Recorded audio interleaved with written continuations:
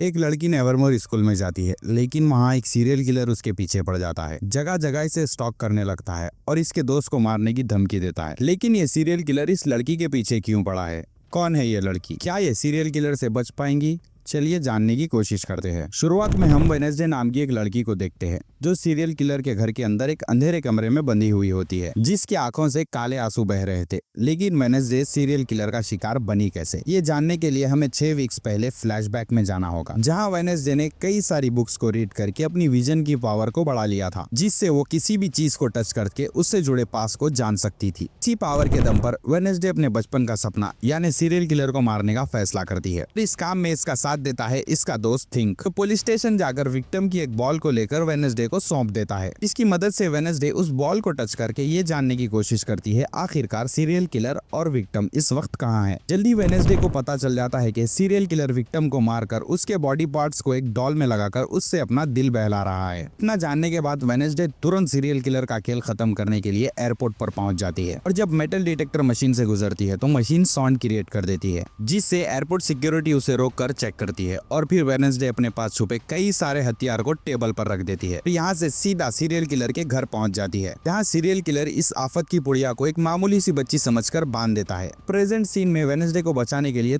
Think killer पर attack कर देता है। वेडनेसडे भी रस्सियों से आजाद होकर चाकू से वार करके किलर की मौत की नींद सुला देती है। बाद वेडनेसडे अपनी फैमिली के साथ कार में बैठकर नेवरमोर स्कूल जाने के लिए निकल पड़ती है। पॉइंट को देख वेडनेसडे का भाई पग स्लीप बिजली जनरेट करने की पावर से उस पर अटैक कर देता है। गाड़ियां आपस में टकराकर जोरदार ब्लास्ट हो जाता है। देखने के बाद एडम्स फैमिली घबराने की बजाय खुशी खुशी आगे बढ़ जाती है। हम एक फोटोग्राफर या कहे एक जासूस को कपल की फोटो क्लिक करते हुए देखते हैं। कौवों का झुंड आकर इसे घूरने लगता है। मी जल्दी से कार में जाकर बैठ जाता है और किसी को कॉल करके कहता है मेरी जान को खतरा है, अगर मुझे कुछ हो जाए तो जरूरी सबूत तुम्हें डेस्क से मिल जाएंगे। के दौरान उसे कुछ अजीब आवाज सुनाई देती है। मुड़कर देखता है तो डटा रहता है जो इसे बेरहमी से मार देता है। फैमिली नेवरमोर स्कूल पहुंच जाती है, जहां स्टूडेंट वेडनेसडे को देखकर उसे वीआईपी जैसा ट्रीटमेंट देने लगते हैं और उससे ऑटोग्राफ लेने लगते हैं। तो ये वीआईपी ट्रीटमेंट बिल्कुल पसंद नहीं आता। यहाँ आकर अपनी सायरन की पावर से सबको यहाँ से भगा देती है। उसके पास किसी को भी अपनी आवाज से मैनिपुलेट करने की पावर थी। प्रिंसिपल भी यहाँ आ जाते हैं और वेडनेसडे की खूब जमकर तारीफ करने लगते हैं। स्कूल को बचाया था। देखिए वेडनेसडे अपने रूममेट ईडन से मिलने चली जाती है, इसे गिफ्ट कर देती है।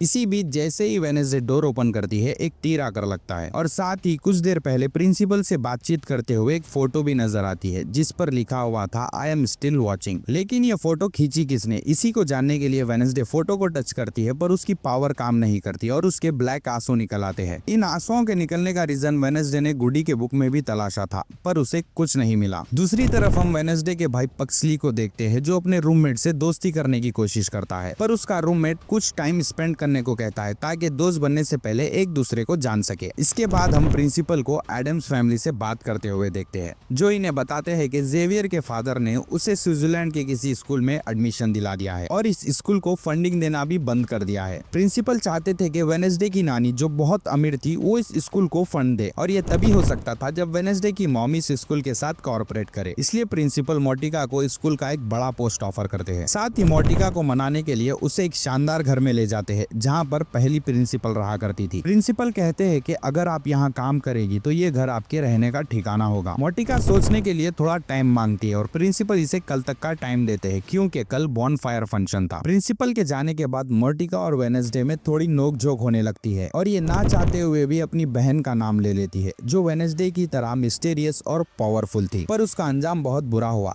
इसलिए मोटिका वेडनेसडे को भी अपनी पावर पर कंट्रोल करने को कहती है और वेडनेसडे गुस्सा होकर जंगल में सैर करने के लिए चली जाती है। जंगल में घूमने के दौरान वेडनेसडे को पुलिस की एक टीम नजर आती है, जो डेड बॉडी को अपने कब्जे में ले रही थी, और ये उसी शख्स की लाश थी जिसे कौवों ने मारा था। फीमेल शेरिफ वेडनेसडे से क्राइम सीन पर आने की वजह पूछती है और साथ ही बताती है कि इस शख्स की मौत बहुत भयानक तरीके से हुई है। तभी वेडनेसडे की नजर एक शख्स पर पड़ती है जो भाग रहा था। जल्दी से वेडनेसडे उसके पास जाकर किक मारकर उसे रोक लेती है और ये रिटायर शेरिफ सिर्फ गेल्पिन होता है और बताता है कि जिस शख्स की मौत हुई है वो मेरा दोस्त था, मैं बस उसे यहाँ देखने आया था, ना जाने किसने उसे मार डाला। गेल्पिन जानना चाहता था कि आखिर उसके दोस्त को किसने अपना शिकार बनाया है, इसलिए वो वेडनेसडे से हेल्प करने के लिए कहता है। पर वेडनेसडे किसी पंगे में नहीं पड़ना चाहती थी, इसलिए ये साफ इसे इनकार कर देती है। और फिर हम ऊपर एक कौवे को देखते हैं जो इन दोनों की बातों को सुन रहा था। रात में एजैक्स नाम का एक लड़का सभी स्टूडेंट को एक स्टोरी सुनाता है। दरअसल इस स्कूल की प्रथा थी कि सभी नए स्टूडेंट को ये स्टोरी सुननी पड़ती थी, जो ना चाहते हुए भी सभी स्टूडेंट को सुननी पड़ती थी, जो एक ऐसे लड़के की थी जिसका हार्ट सही से काम नहीं करता था, पर वो दिमाग से जीनियस था। लेकिन हार्ट प्रॉब्लम की वजह से उसे दिन रात बेड पर ही पड़ा रहना पड़ता था। इस लाइफ से तंग आकर ये बच्चा एक आर्टिफिशियल हार्ट बनाता है, जो पुराने हार्ट की जगह इस आर्टिफिशियल हार्ट को डॉक्टर की मदद से सेट करवा लेता है। इस आर्टिफिशियल हार्ट से इस लड़के की पूरी जिंदगी बदल जाती है।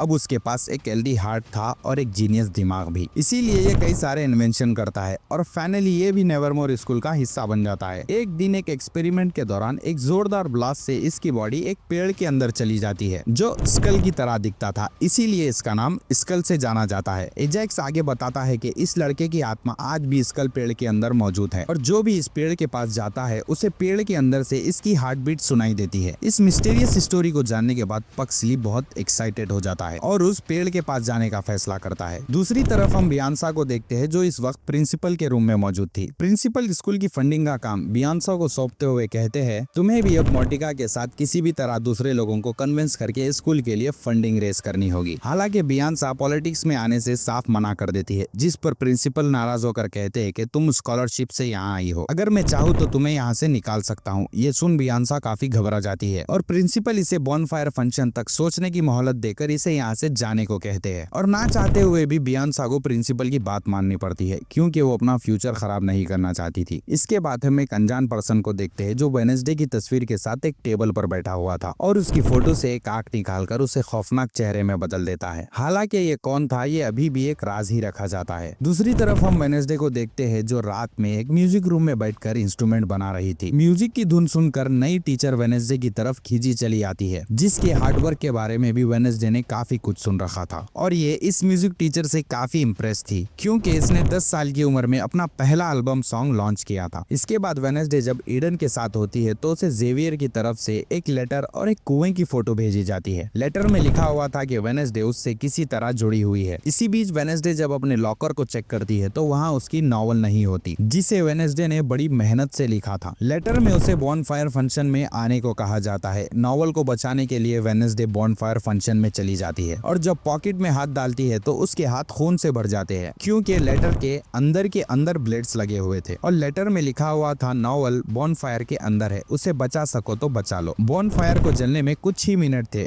और वेडनेसडे बॉनफायर के अंदर चली जाती है और अपनी नॉवल तलाश करने लगती है और ईडन इसे बाहर आने को कहती है, लेकिन वेडनेसडे इसकी एक नहीं सुनती और आखिरकार नॉवल को ढूंढ लेती है। लेकिन तभी प्रिंसिपल बॉनफायर में आग लगा देता है। इससे पहले कि वेडनेसडे को कुछ हो पाता, वो जल्दी से नॉवल लेकर इससे बाहर आ जाती है और प्रिंसिपल वेडनेसडे को स्टेज पर बुलाकर सम्मानित करता है, क्योंकि इसने स्कूल को बचाया था और उसकी तारीफ के लिए प्रिंसिपल एक फोटो बनवाता है, जिसमें वेडनेसडे के साथ 2 बच्चे भी शामिल थे जिसने स्कूल को प्रोटेक्ट किया था। पर वेडनेसडे को ये शो ऑफ पसंद नहीं आता और ये पेंटिंग जलाकर यहाँ से चली जाती है। ईडन इसे रोकने के लिए जैसे ही टच करती है, वेडनेसडे को एक विजन आता है, जिसमें ये कब्रिस्तान के अंदर ईडन की ग्रेव देखती है और चारों तरफ कौवे घूम रहे होते हैं। ये सब देखने के बाद अचानक वेडनेसडे को दौरा पड़ जाता है और काले आंसू उसके आंखों से बहने लगते हैं। इतने में उसकी मदर भी यहाँ आ जाती है और ईडन और मोटिका दोनों वेडनेसडे को संभालने की कोशिश करती है और ये एपिसोड यहीं खत्म हो जाता है। अगर आप इसका पार्ट 2 चाहते हो तो वीडियो को लाइक जरूर करें और चैनल को सब्सक्राइब कर लिए। तब तक के लिए बाय बाय।